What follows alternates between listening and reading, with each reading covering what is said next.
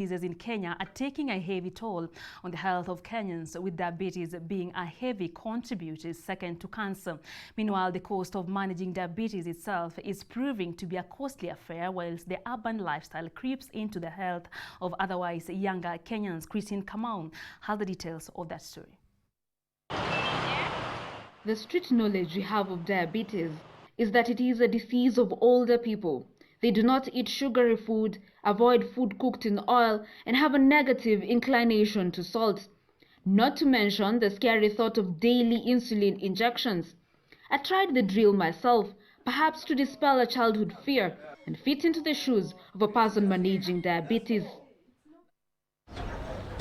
But in an effort to understand further the condition diabetes, we meet Regina, a bubbly spirit, confident and in her 20s, who lives managing diabetes, facing the condition fast threatening a low-middle income country like Kenya. I'm a type 1 diabetic. I've been a type 1 since 1999. It's a roller coaster, because some days your sugars can decide, okay, we're doing good, and it's a good day. Other days they just decide they'll be haywire, they go bad. Plus also some people are not really understanding. She divulges her story, going into detail how she and her family managed living with a child with diabetes type 1 in a while she described devoid of proper knowledge that led to her family to change their lifestyle, but into school where lack of knowledge was simply manifested in childlike arrogance. It affected them not only psychologically but also health-wise. They had to shift how they've been eating, their eating patterns.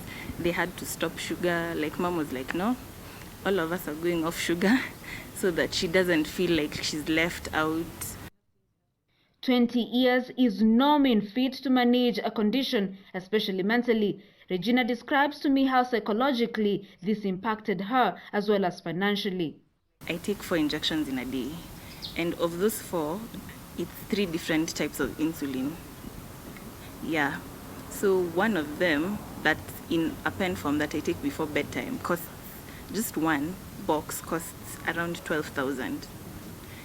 Yeah, the others cost around 5-6K. Taking a visit down to Kenyatta National Hospital, we meet a diabetic specialist, and he breaks down diabetes both in types and signs and symptoms. We have type 1 diabetes, which is mostly an autoimmune disease.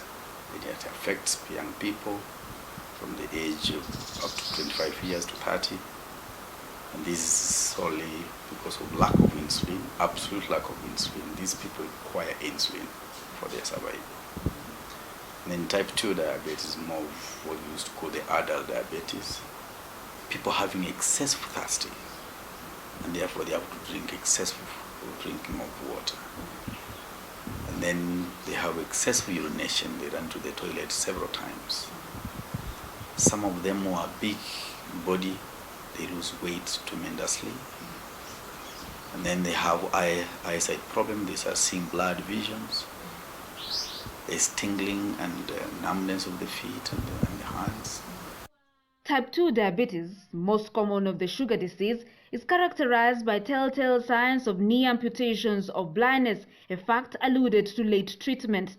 He adds that lack of awareness is contributing to the increase of diabetic cases. Young people used to die of diabetes ketoacidosis, DKA, thinking it is just malaria, because somehow the symptoms of diabetes, they mimic malaria and other conditions like typhoid. So I would want to imagine these days, since we have more sophisticated processes and procedures of diagnostic, then you're able to pick many.